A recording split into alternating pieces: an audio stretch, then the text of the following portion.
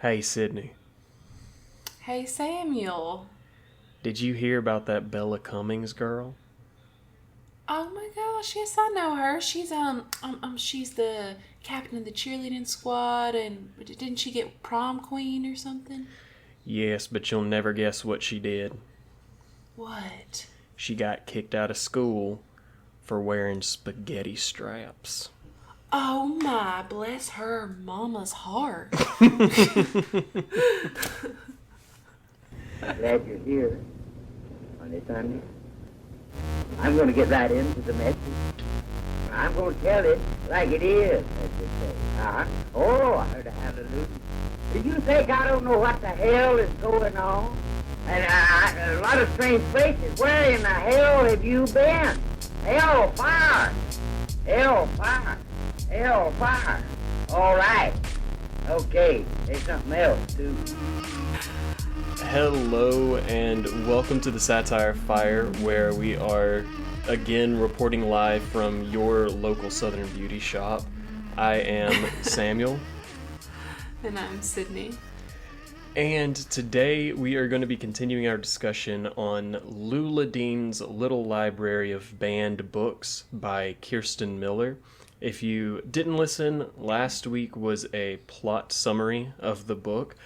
As good of one as we can give. If you've read the book, you know it is a lot of separate threads going in a lot of different directions. So we did the best we could to summarize the plot.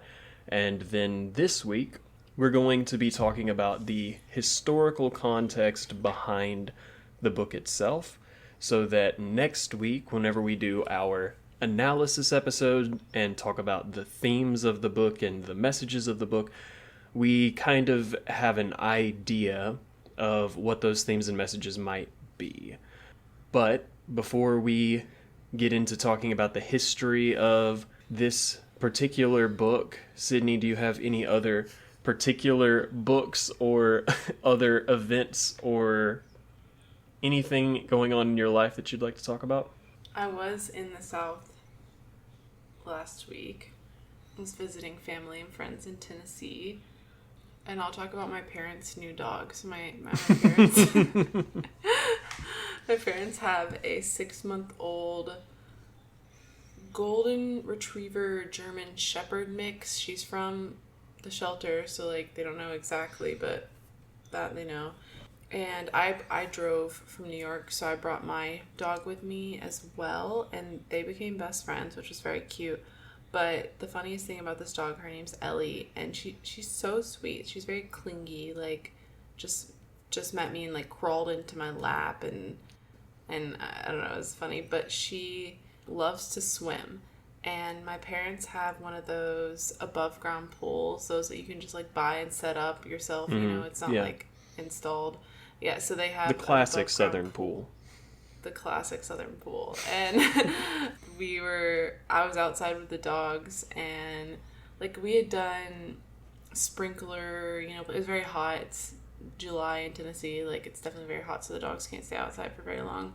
We had like played in the sprinkler and different things, but at one point they had told me she likes to swim, and I was like, okay, that's cute. And like I'd even gotten a picture of her swimming, but we were playing out in the heat for a bit, and I just see Ellie like take off towards the deck where the pool is, and she goes at a running start, just runs, doesn't stop, and just like leaps into the pool. Like this dog doesn't even like to swim. She's like diving into the pool. It was crazy. Like I've never seen, other than maybe like a lab, like a dog do that. She just like jumped into the pool, and it was so funny. And I was like, wow, you're fearless.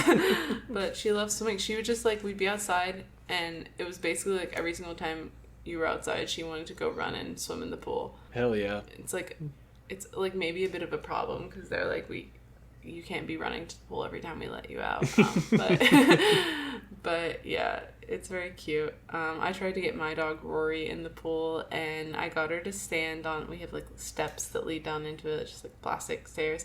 And I got her to stand on the first step with her front paws, and then I kind of slowly eased her in a little bit, but then once I like pulled her fully in, she freaked out and like wouldn't come near the pool after that. So they both have golden in them, but not a swimming dog. Not a swimming dog. I was making so much fun of Rory while she was there. I'm like, you're such a city dog. But that was a good old southern story for you. Awesome. You said it's a 6-month-old dog? Mm-hmm. Cute. I think she's like almost, maybe she's 7 months now. I don't know. She is very big. Like, she's not that much smaller than Rory, which, I don't know, surprised me, but yeah. Well, I was going to talk about another book that I read that is very popular, but it's my first time reading it. It's All the Light We Cannot See by Anthony Doerr. I hope I'm pronouncing the last name right, but it's soon to be a Netflix show, I think. It won the Pulitzer Prize for Fiction in 2014, and it's a historical fiction book set during World War II with a divided narrative where half of it is following a blind French girl and her father who are on the run trying to survive the German occupation, and the other half is following a young German boy who is very smart when it comes to technical electrical engineering and stuff like that, who has kind of found himself as a instrument of the German army, specifically working to do things related to radios. I don't want to spoil too much of it, but he's essentially just working with radios for the German army. And it's okay. I think that people liked it in general more than I liked it. I felt like sometimes the messaging of it got a little bit twisted where it didn't really know what it wanted to say, or maybe it was saying something that it wasn't intending on saying. I felt that like the story was good, but it was so long. It's not a long book, but it was so much longer than it needed to be for the story that it wanted to tell. It just kind of drug out for a while. But I like the idea of it. From the best that I can interpret it, I think that the story that it's trying to tell, or the message that it's trying to leave you with, is related to the allegory of if you put a frog into boiling water, it jumps out. But if you put a frog in water and then turn up the heat, the frog will boil itself alive because it steadily gets used to the temperature. Mm-hmm. And so the concept is, if you refuse to resist evil, then you become complicit in evil, and if you allow yourself to be complicit in evil, eventually you become evil. Is kind of a very simplistic interpretation of what it's saying, and I enjoyed that, but there were just, like I said, some parts that were not fun for me. They just didn't land. So if you liked the book, that's awesome, and I'm very happy for you. And if it sounds like something that you're interested in, if you're interested in historical fiction that has some sort of romantic overtones or undertones, then I think that you would like this book. If you like books about women beating expectations and becoming independent agents within themselves, then I think that you would like this book. But it was interesting to me that it won the Pulitzer, because it felt like it was a good book, but it was not a great book. So you're demanding a recap. But that's what I thought about the book set in the 1940s. Let's talk about a book that is set in the 2020s, in a time period that is in no way related or connected or has any similarities whatsoever. Well, I guess there's the Nazis. The neo-Nazis. That's all we got. What a sentence. There is the Nazis. The Nazi of it all. There is the Nazi of it all, unfortunately. It's still Still here. So, this is going to be a slightly different historical context episode because this is a brand new book by a relatively new author. And so, in comparison to George Orwell or Aldous Huxley, there's relatively little information about Kirsten Miller out in the world. And part of that is because she's not like a legend of the writing space yet. But also, it seems like part of it is because she is hesitant to share information about her personal life publicly, which I totally understand and totally respect. But like, I saw a couple of interviews with her in preparation for this podcast, and whenever questions about her history came up or stories from her past came up, she was very clearly wording them in a very general way to avoid specifics. So, for instance, I know that she is originally from a small town in North Carolina. Don't know what the town is. I know that she is... I don't know how old she is, because I know she was born in 1973, but I don't know what month, so I don't know if she's had her birthday yet or not. But things like that. So, in both acknowledgement of the fact that I don't have a ton of information about her, and also out of respect of the fact that I don't want to dig for information that she doesn't necessarily want to have out there, I'm not going to talk too much about Kirsten Miller. I'm going to talk more about the history of book banning, both internationally and in the United States, because really, at the end of the day, that's what this book is about. And so I think that understanding that context is going to prove useful. I really liked her note at the note from the author. Yeah. And she like touched briefly on a little bit of her background, and I thought it was a nice note. And I don't know. Do you want to read any part of it? I liked, she said, my complicated relationship with the South is something I think about every day. And in the like bio of her on the book, like dust jacket, it says that she lives in Brooklyn now. So like, I know she no longer lives in the South. But then it says, there's so much to love about the southern or southeastern states and so much that hurts my soul. But I want to make it perfectly clear the issues addressed in this novel, book banning, white nationalism, anti-Semitism, etc., are by no means unique to the South. These are American problems. Pretending they only occur in the South has allowed them to flourish unchecked elsewhere in the United States, which I thought was like a nice note to make, because it speaks to what we were saying last week, where she was like, this isn't just about the South, and like... Absolutely. And then she basically, I won't read the whole thing, but she basically said, like, I had an idyllic childhood. I was very fortunate. We didn't face prejudice for our beliefs, background. They're white. And she was like, we weren't rich, but we had enough of everything. Yeah. And basically, the greatest stroke of luck, she says, is that her mother and father had traveled a lot and lived among people who were unlike them. And so she wasn't passed on like prejudices that a lot of uneducated or people with less access to different people might pass on to their children. Exactly. In like a rural place like that. So that was like interesting to note. Like obviously some people have to do a lot of like unlearning and learning, as she details in this book, to come to a place that it's clear she's in. And I don't know, that was like neat information. Yeah, absolutely. I'm glad that you brought that up. Some of the stuff that's not in the author's note that I thought was interesting was some stuff about her career.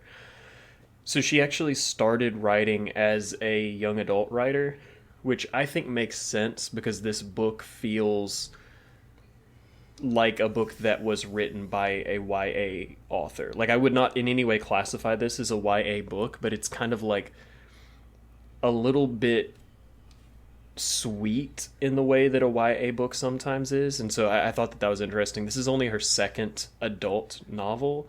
The first one being The Change, which is another book about menopause. So I mentioned All Fours last week, that The Change is another book about menopause.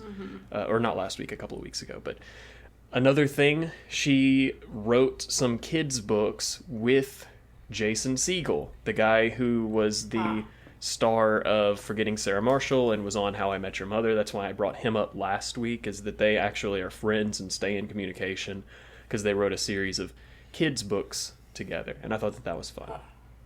That is fun. Oh, also, just the book The Change, it has like a review or like a quote about it from Emily Henry, who is like a romance author, which I've never read an Emily Henry book, but it's like on my list too, because I know I'm hesitant because I like don't think I'm going to really like them that much, but everyone talks about how good of a romance author she is. I'm not a romance reader. Anyways, but I just thought it was interesting, like, that the person who gave a quote for the book The Change was Emily Henry. I was like, yeah. like it made me look up what it was about, because I had forgotten that you said that, and I was like, oh, is it a romance book?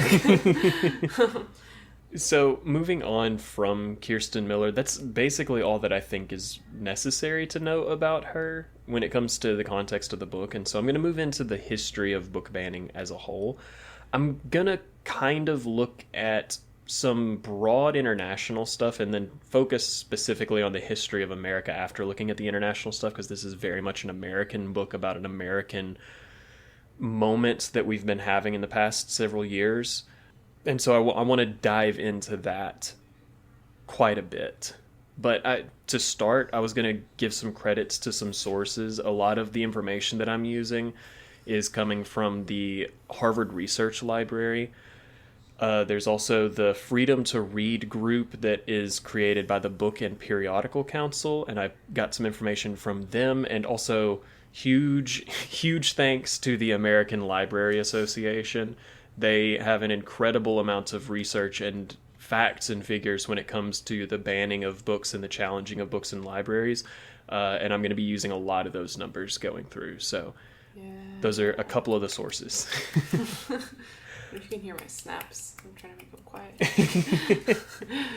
So the first known book bans that I could find happened in between 259 and 210 BCE, and it was done by the Chinese Emperor Shi Huangti, who buried literate scholars alive so that he could control what was being written at the time, and also ordered that when he died, every historical text in the kingdom got burned so that history could be said to have started with him.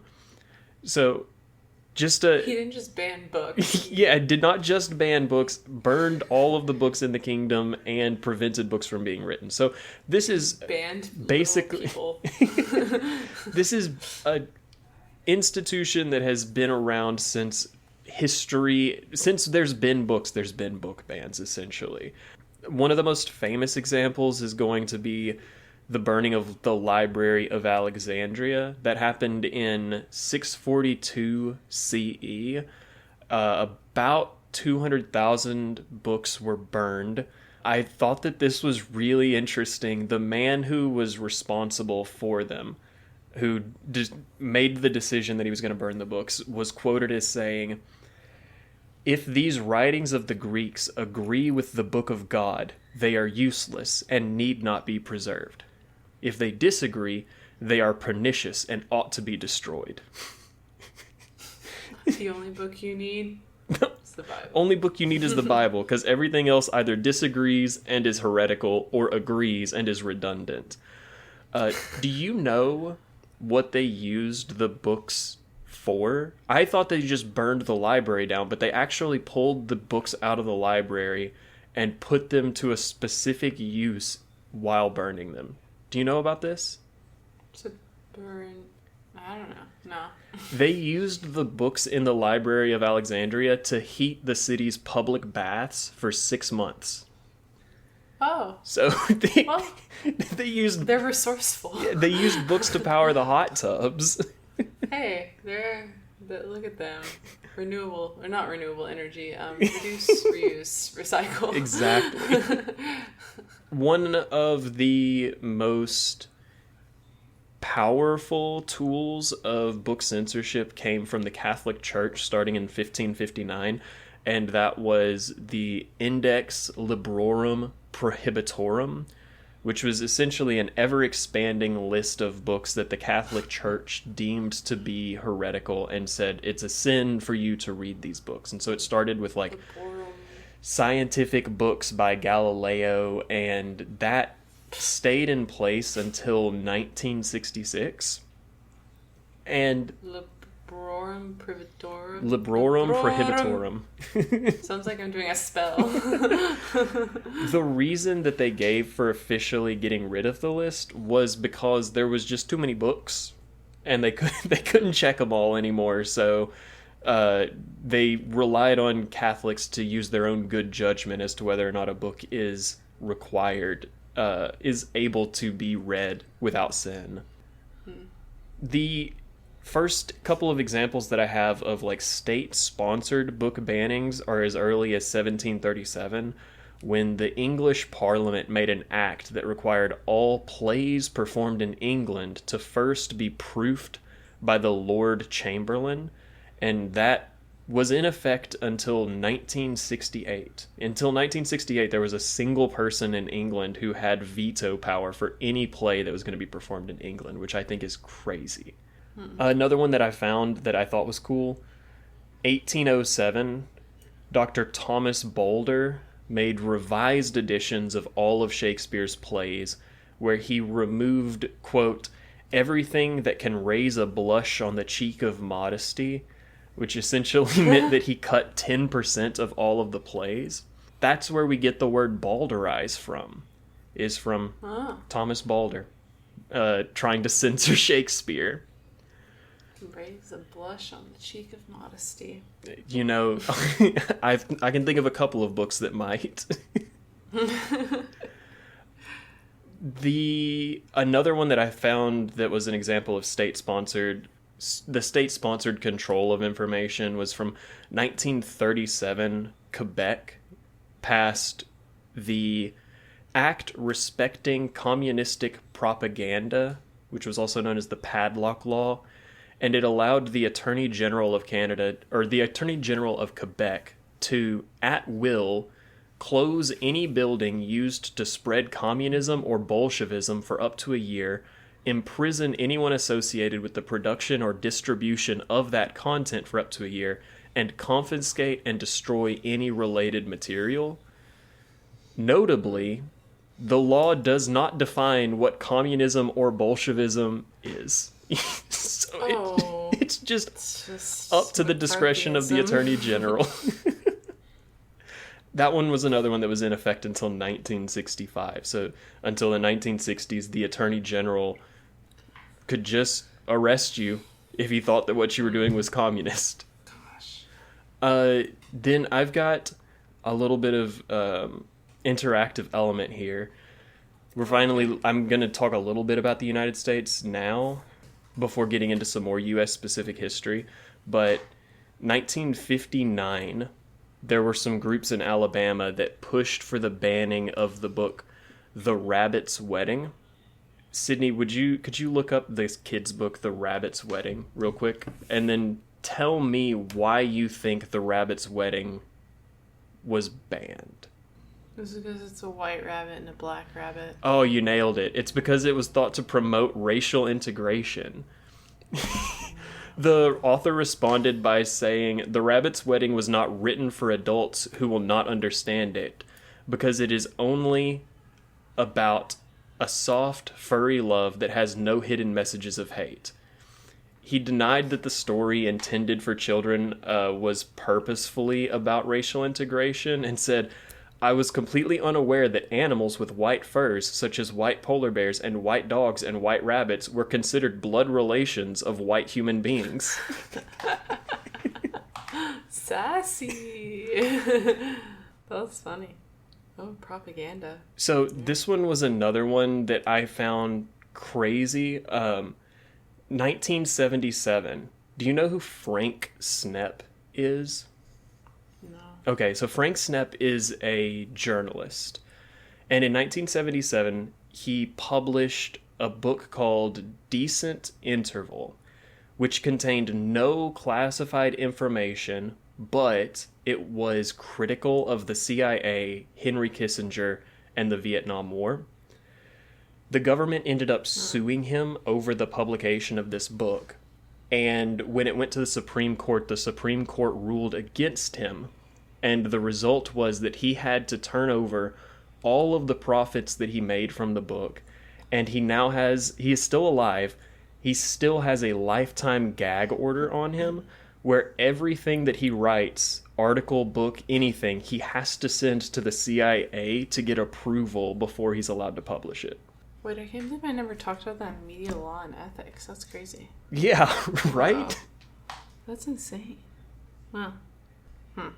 And then the last, fun fact that I found before I talk about some more U.S.-specific history was in 1983, the Alabama State Textbook Committee tried to ban the use of the Diary of Anne Frank in classrooms. What was their reasoning, Sydney? What did they give as this is why we should not teach the Diary of Anne Frank in classrooms? Is it because, doesn't she talk, I haven't read that in a while, but I read it when I was a kid. Mm-hmm. Doesn't she talk about, like a crush or something, or, doesn't she talk about, like promiscuous thoughts or something like that? Like she has thoughts about, being a young woman and wanting to... Isn't that... I don't know if that happens in the book, but it's not the reason that they give. The reason that they gave, and I'm quoting here, is that it's because it was a real downer. Oh... You know, okay. The Diary of Anne Frank, why are we teaching that? That one really bums kids out. That's really sad. I don't know why we have to talk about that. It didn't even happen in the U.S. That's crazy. No, I swear she does, because it's her diaries. Yeah. So I swear she talks about, feeling... I would assume that she did. It's also been a while since I've read it, but... Yeah, that's not the justification they tried to use. Oh, no. So, talking about U.S.-specific history, do you know what the first book banned in America was? Or I guess it technically at this point was not America yet. It was the land that would become America. So, when there were already... It was done by the colonizers. Here? Yes. So it was a book banned in the colonies. So it would have had to be in the early 1700s or something, maybe. Even earlier.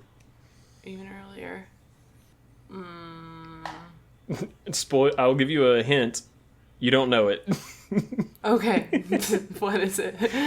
So it was in 1637, and the colonies banned Thomas Morton's New English Canaan, and they banned it in Quincy, Massachusetts for being heretical to the puritanical government that was in place. I've been to Quincy. It turns out some sources say it was satirical, so we might have to read it at some point. But it's just criticizing the government specifically for the treatment of the indigenous people at the time, which, damn, yeah. He was really prescient with what was about to happen.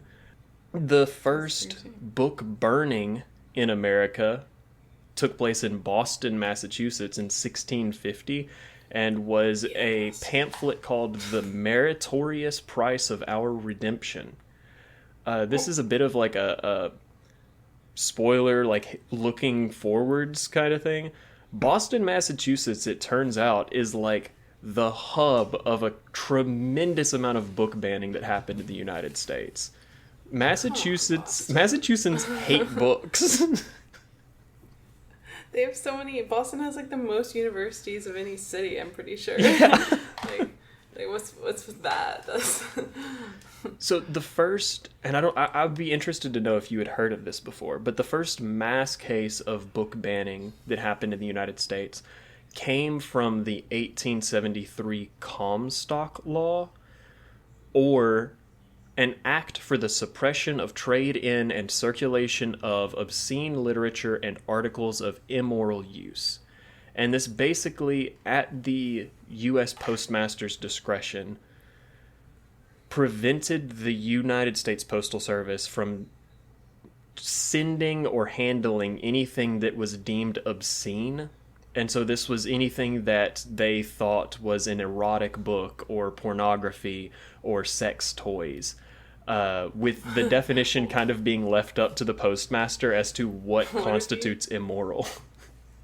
What if you sent, like, there's no, like, sexting back then, but I'm sure people were writing dirty letters. Like, what if you sent a letter that was, like... Yeah. Just a like really horny war letter. This is, in fact, still in place. It's been pared back quite a bit, and I'll talk about some examples of that. But still, to this day, can't use the USPS to send anything of immoral use. I mean, you can... I don't know anything about it's essentially been taken back to where, at this point, it's just related to child pornography. Oh, well, that's good. We should not be sending that in the mail, so... Like I said, Boston was a hub for book bannings in the early 20th century because it was the home of the Watch and Ward Society. It was just a club that wanted to promote morality in the United States and had a lot of prominent members, but they did so much banning that books started marketing themselves as banned in Boston in order to promote sales in the rest of the United States. That's so funny.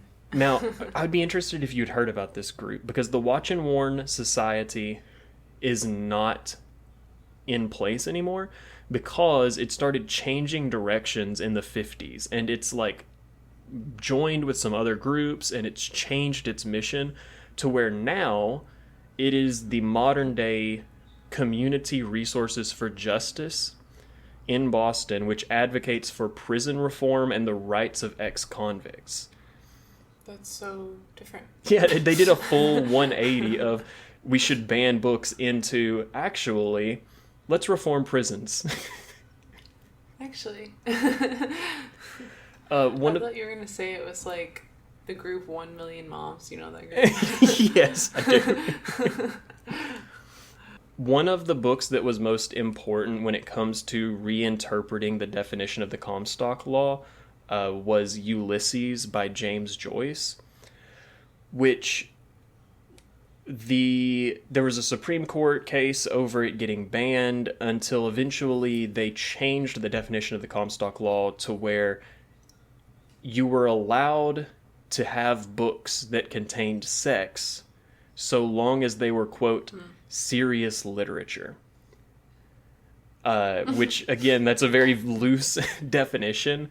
That ended up being the wording of the law until 1957, where they changed it again to being, it is banning books that were, quote, utterly without redeeming social importance. Oh, that means nothing. It means nothing, and I think that I could make some arguments about some books that I think are utterly without redeeming social importance that wouldn't classify as immoral. Yeah. Wait, what is, just a question, because you said modern day, this applies to, like, child pornography through the mail. Does that include books that are about, like, teenagers that have sex in them? I don't know. I think that there's still a fair amount of, like, gray area in the interpretation, but I think that there's a lot of cases that could be made for a lot of different things.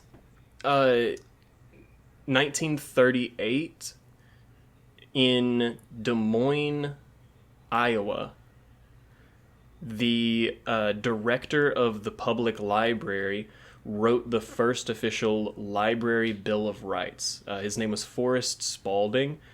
It's since been revised and adopted by the American Library Association, and it's still in use to this day.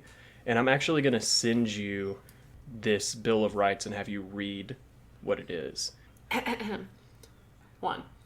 Books and other library resources should be provided for the interest, information, and enlightenment of all people of the community the library serves. Materials should not be excluded because of the origin, background, or views of those contributing their creation. 2. Libraries should provide materials and information presenting all points of view on current and historical issues. Materials should not be prescribed or removed, proscribed or removed because of partisan or doctrinal disapproval. 3.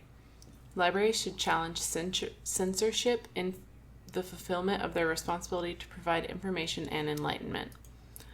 4. Libraries should cooperate with all persons and groups concerned with resisting abridgment of free expression and free access to ideas. 5.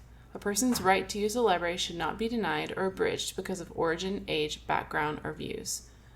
6. Libraries which make exhibit spaces and meeting rooms available to the public they serve should make facilities available on an equitable basis, regardless of the beliefs or affiliations of individuals or groups requesting their use. 7. All people, regardless of origin, age, background, or views, possess a right to privacy and confidentiality in their library use. Libraries should advocate for, educate about, and protect people's privacy, safeguarding all library use data, including personally identifiable information. It's crazy. I didn't know something like this existed. Yeah, and I think it's so cool that this was something that was created all the way back in 1938. And like I said, this is like a revised version of it, so it's been updated and changed a little bit. But yeah, that's the Library Bill of Rights that you as a library patron can kind of expect your library to be following. And I thought that was really cool. Mm-hmm. So know your rights. Know your rights.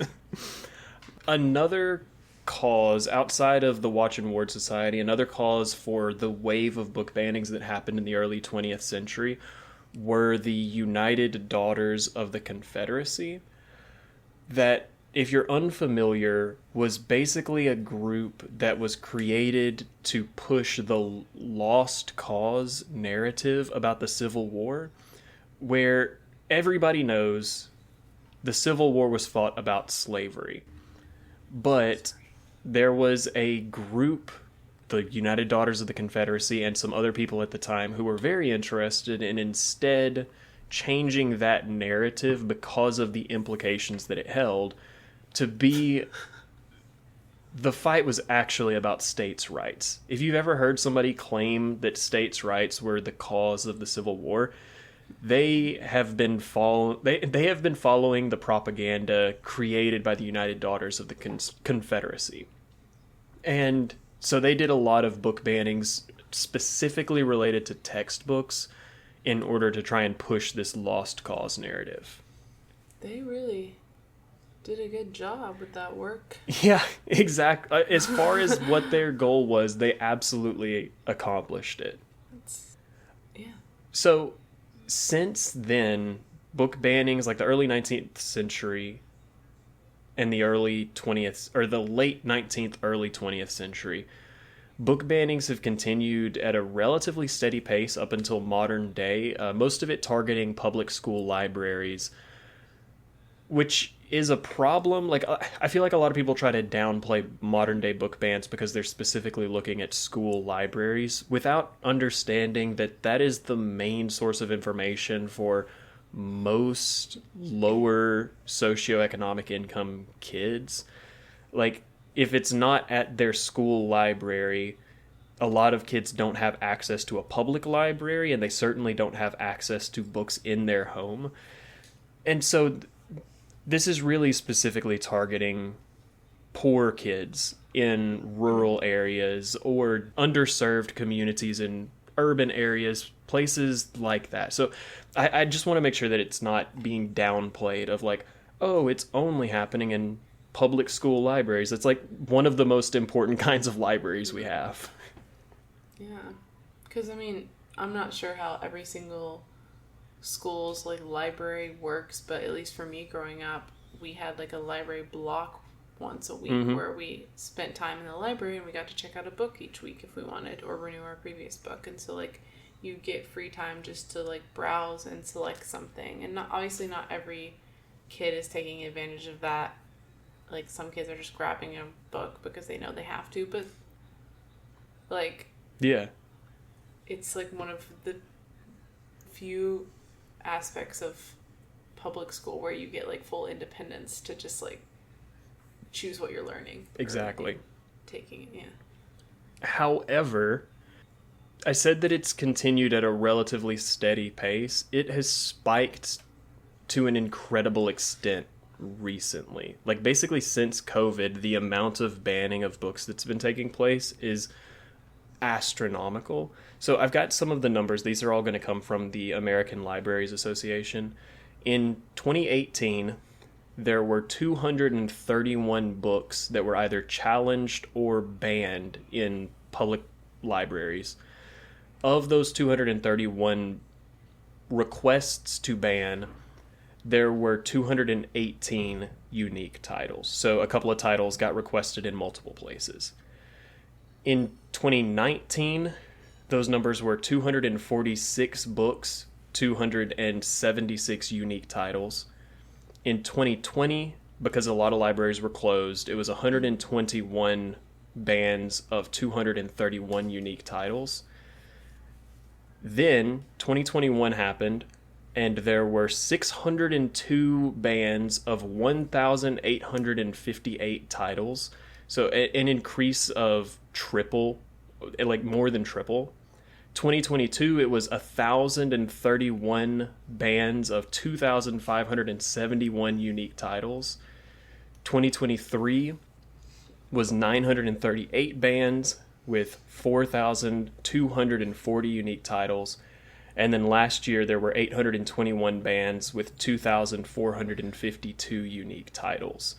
It's genuinely shocking how much it's increased. Now, most of those books are being targeted because of issues related to their content, and those issues are almost always identity issues. So books are getting targeted, like previously books were getting targeted because they promoted racial integration or they were a bummer to read. Now people are being a lot more brazen about their claims, where it's mainly they're outright stating it's because this book has an LGBTQ character in it or has a BIPOC character in it, and that's all the reason that they feel as though they need in order for it to be pulled from library shelves.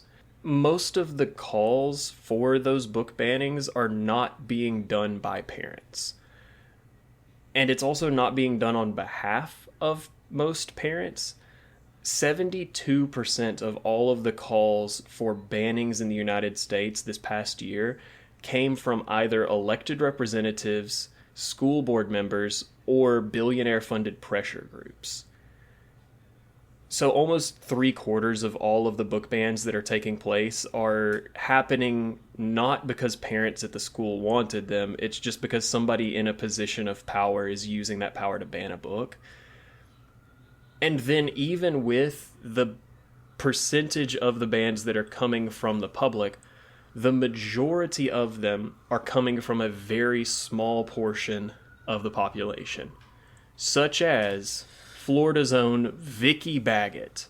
If you are Vicki Baggett or a friend of Vicki Baggett, look out, because you're going to catch some smoke for the rest of this episode.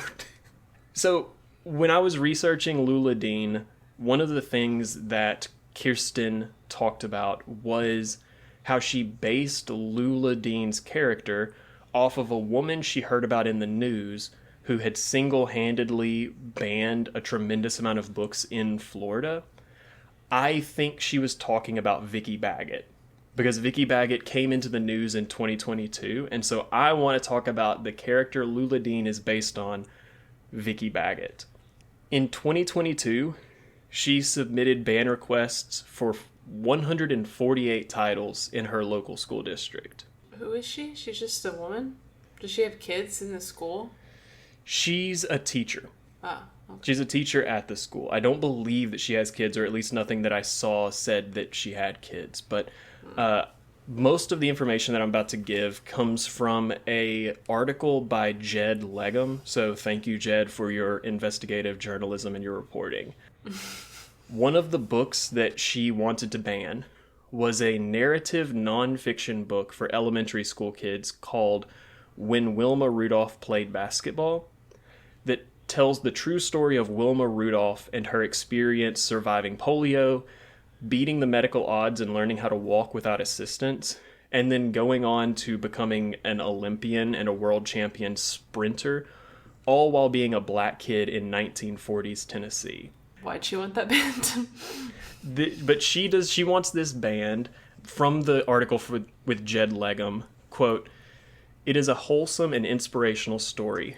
But when Wilma Rudolph Played Basketball is one of nearly 150 books that Vicki Baggett, a high school English teacher, is seeking to ban from school libraries in Escambia County, Florida.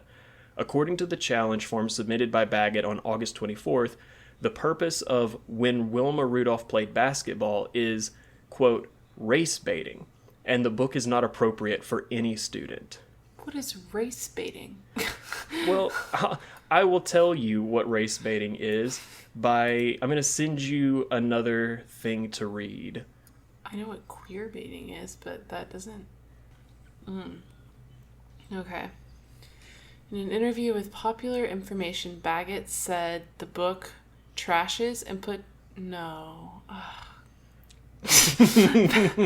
Baggett said the book trashes and puts down those who are not black. She describes the book, which is a true story of Rudolph's experience, as very anti-white. Actually, can someone get her? I will make it my personal mission to get her teaching license revoked. We haven't even gotten to the worst of it yet, but yeah. I'm coming for you. My mom's a teacher. I come from a family of teachers. You're no teacher. I've got another thing. This is also from just later on in the article for you to read, because I don't want to read it. I can't believe you're making me do this. Baggett didn't dispute the book was accurate, but insisted it would make white students feel uncomfortable, in quotes, because, quote, they are being white shamed.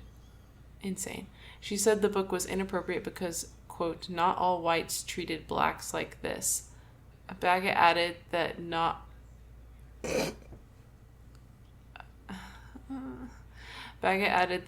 all blacks do drug crimes, like a lot of people say. Oof. Hey, somebody shut Vicki down, please.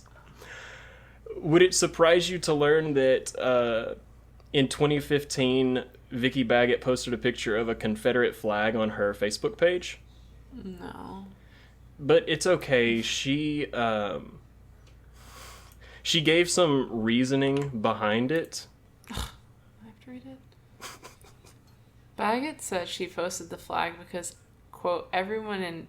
Don't say that word in my clan. Insane. Because, quote, everyone in my clan fought in the Civil War, and she was not, quote, ashamed of that.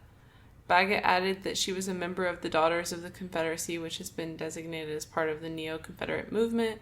As recently as 2018, the group's website stated, quote, slaves for the most part were faithful and devoted. Most slaves were usually ready and willing to serve their masters. Can we, if anyone takes clips from this audio and tries to get me canceled, I have the receipts. This is all in Sydney's own words. This is her thoughts. No. I'm not gonna get a job anymore because of this. I can't believe she used the word Klan. Is she still teaching at that school? Yep. Do you know?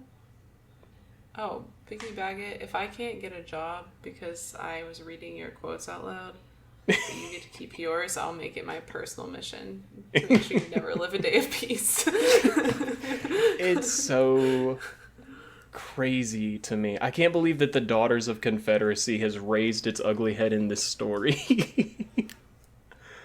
But she has an out and she has an alibi. It's all okay. Sydney, I'm about to read a quote from Baggett about why she also, another reason why she thinks that it was okay to post a Confederate flag on her Facebook page. What do you think the most stereotypical reason for her to have posted it being okay is? It's history, it's my heritage. Oh, you're close. So she got heritage in the first one.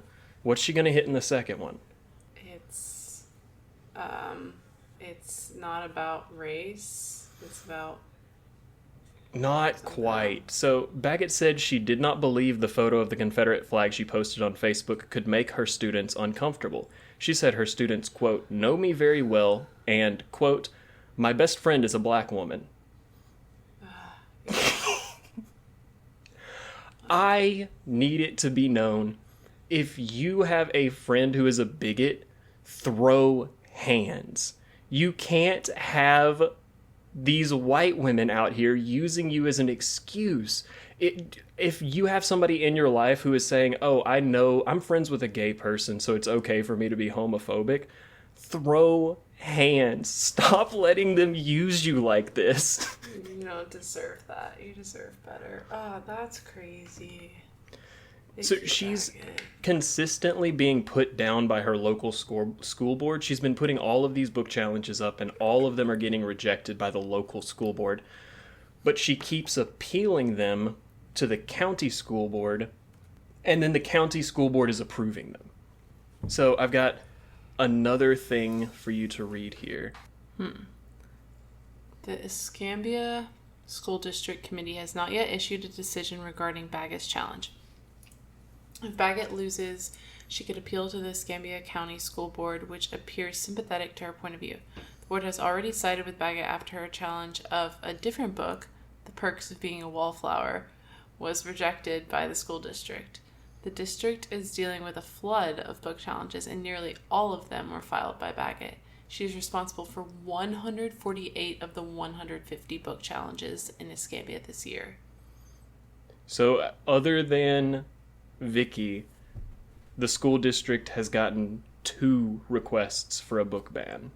Interesting. So of those, I wanted to talk, this mentioned Perks of Being a Wallflower and When Wilma Rudolph Played Basketball. I wanted to talk about some of the other books that she's been trying to get banned. She's also called for the banning of a kid's book that tells the true story of a gay penguin couple at the Central Park Zoo because, quote, it exposes students to alternate sexual ideologies.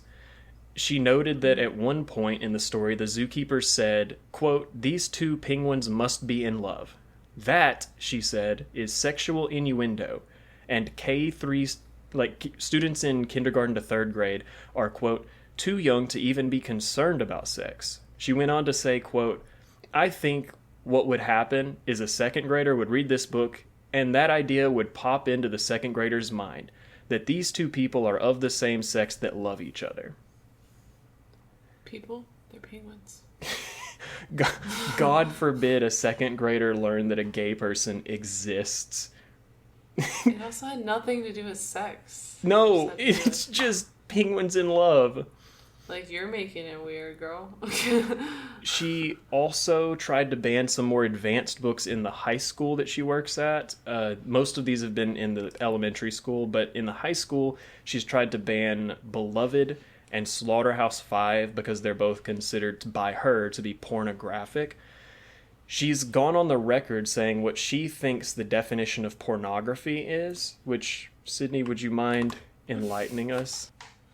No, I mind. Baggett told Popular Information that she has a really good test to determine whether a novel with sexual content is actually pornography.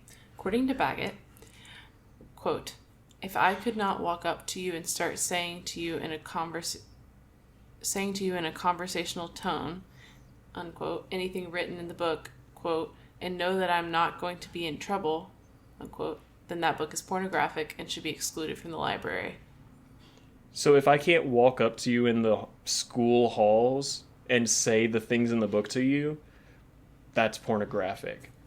Which is insane, not understanding the context that are required. Like, there's so much stuff just from, like, sexual education to, like, talking about horrific crimes that happened in the past. There's so many things that you can't just in a conversational tone talk about that are not pornographic, but they make this one lady uncomfortable.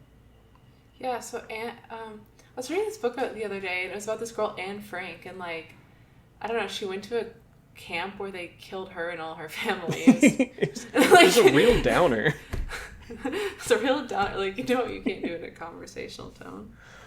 But it's not just, like I said, you can't have these conversations about sex ed and stuff in a conversational tone just in a hallway without somebody getting irritated by that. You have to do it in a classroom.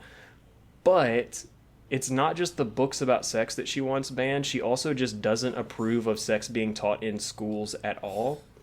And I want, when I get into this quote, for everyone to remember, Vicki Baggett is a teacher.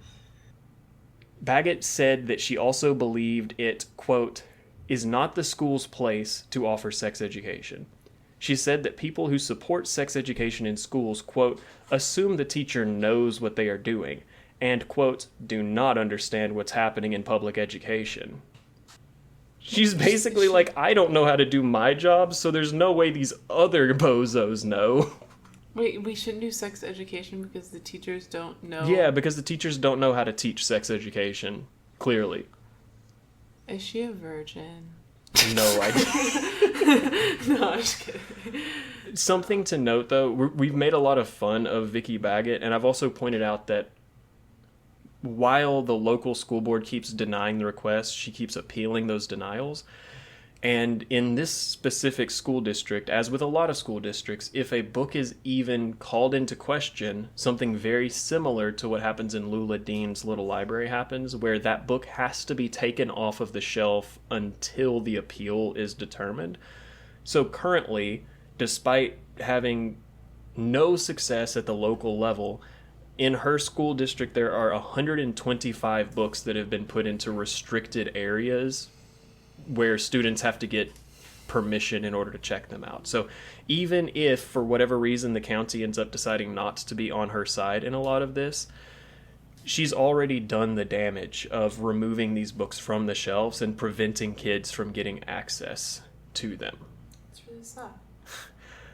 Now, I have found a Bookshop list of all of the books that she wants banned, and I'm going to put that in the show notes below. So if you want to scroll through and see what books Vicki Baggett wants banned, you can do so. And if you want to buy any books that this raging homophobe and racist does not like, you can go ahead and do that. It's not going to be an affiliate link. It's just going to be a link. So no worries about that. I wonder,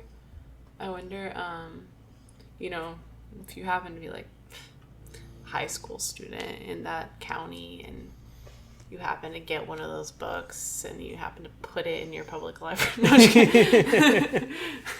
Just kidding. No, I'm not encouraging things that would get anyone in trouble. But so this episode, a lot of the history is Underwood.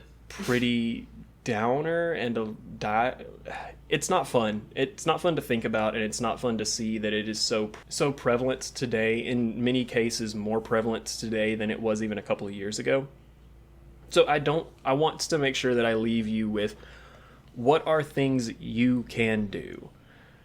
First, call your representatives, show up at your school board meetings, your city hall meetings, stuff like that, to whatever extent that you can, because I think that Lula Dean, at its core, is about the fact that good people are not alone, and you're not in the minority when you're a good person, and you're trying to do the right thing.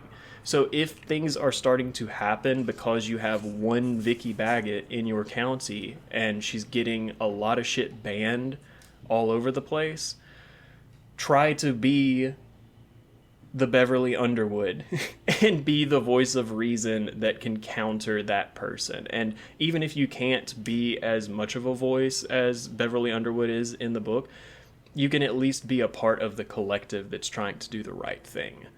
Another thing that you can do, and this is another link that I'll put in the show notes, donate to the American Libraries Association. They're also doing a tremendous amount of boots on the ground stuff of fighting back against these bans and doing lawsuits and stuff like that to try and protect access to books. And that's all really good work, and I would recommend giving if you are able to. I also want to say I've been making a lot of fun of Vicki Baggett and I don't know her. And so maybe there's a redemption arc out there for her, like there was somewhat for Lula Dean. But I will say that in that note from the author, Kirsten said something that I want to, because as I'm making fun of these people, I also acknowledge that some people just like haven't yet been maybe not Vicki Baggett, seems a little intense on that end, but haven't yet been exposed to knowledge or people who can help them find the information and the truth to educate themselves. And specifically what Kirsten Miller says is, well, she said, my heart breaks for these kids. Like the tiny but notable minority were fed a diet of hatred and lies from an early age. My heart breaks for those kids. How can you come to know what's right when all the information you're ever given is wrong? The fact that I grew up being told the truth did not make me superior to those children. It made me luckier. Some of the people I admire most today are those who did not share my privilege, denied the truth they were forced to educate themselves. Think of the determination that took. Consider the time. How on earth did they manage to do it? The answer is simple. Books. And she goes on to talk more. She talks about what you just told about, the Florida, the same two people in Florida. But I do think that, like, there are some people, as this book is trying to show you, they're good people, and you're not in a minority if you're one of those people who see the madness happening around you, and like Samuel was just saying, but also there are people who maybe just haven't found the resources yet to learn the truth. And so yeah, it's hard to be sympathetic when people are being hateful, obviously, but sometimes truth and information can help people understand. Definitely. And yeah, I think that that's a good note to end it on, because that is the note that Kirsten ends it on. But the game that I was planning on playing for this week is that I have the American Library Association's list of the top 10 books that were challenged or banned in 2023. I was going to see if you think you could name, how many you think you could name of the top 5? 3. One I know. Is one of them genderqueer? Yes, so Genderqueer, a memoir, is number 2 on the list. It was challenged 38 times in 2023 for LGBTQIA plus content and claims of being sexually explicit. Is Beloved one of them? No, but there is another Toni Morrison book in the top 5. The Bluest Eye? Yes, The Bluest Eye is tied at 3rd with 35 challenges. It was challenged for the depiction of sexual assault, depiction of incest, claimed to be sexually explicit, and EDI content, so equity, diversity, inclusion. That's 2. What about The Handmaid's Tale? It's not in there. About... I'll give you the hint. 2 of these I had not heard about until I started doing this research, and one of them we've mentioned on the episode already. On the episode already? Diary of Anne Frank? Not the Diary of Anne Frank. Oh, okay. Are You There, God? It's Me, Margaret? No. So the one that we had already mentioned, also tied for 3rd with 35 challenges, was The Perks of Being a Wallflower. Oh. Yeah. Number 5, which I had not heard of before this, but it was the book Tricks by Ellen Hopkins, which was challenged for claims of being sexually explicit. And number 1, with 39 challenges, was the book All Boys Aren't Blue, which was challenged for LGBTQIA plus content and claims of being sexually explicit, which those two kind of go hand in hand. People say that it is sexually explicit to depict a gay person existing, so it's unsurprising that every book that is called into question for one of those is generally called into question for the other one as well. What about, like, it's like Call Me By Your Name on there? No, so the rest of the top 10, just to round it out, is the 6th place was a tie between Looking for Alaska and Me and Earl and the Dying Girl. Number 8 was a tie between Crank by Ellen Hopkins and Sold by Patricia McCormick. And then number 10 was Flamer by Mike Curato. remember, I think John Green made a TikTok video or something about hearing about all the requests for bans of his book. Yeah, his book has been on the list basically since it's come out. Like, it's actually crazy how often his book has been on the list for being banned. Well, I read it in high school, and I'm okay. Yeah, so it was, like I said, it was tied for... It was on the list in 2023. It was tied for 5th in 2022. But yeah, it's been routinely at the top of the list for quite some time. At the very least in like the top 20 or so.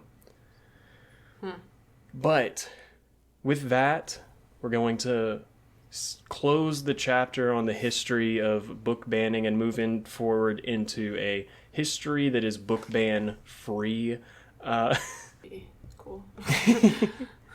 Thank you so much for listening to this episode. I hope that you tune back in next week to hear us go about the process of taking the information we learned this week and the plot that we learned last week to analyze the book as a whole and talk about if we liked it, how much we liked it, what we think it's saying, do we think that what it's saying is relevant today, and all of that fun stuff.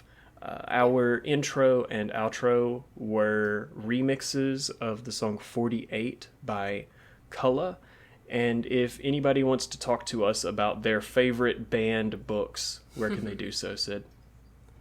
You can find us on Instagram at the Satire Fire Pod, that's POD, or on TikTok, Blue Sky, and YouTube at the Satire Fire. And you can comment, you can send us a DM if you don't want your comments made public. You can follow us, subscribe to the YouTube channel, whatever works for you. We're there. We'd love to talk with you. Great. Thanks so much again for tuning in, and this week more than ever, don't forget to support your local library. I am Samuel. I'm Sydney. Bye. See you next week. I just about come to the end of the road. Here, I've just about lost patience with you people. You get your ass out into the mountains or someplace or hide in there and watch that damn tube. But if not, fuck it. I'm done. In fact, my sermon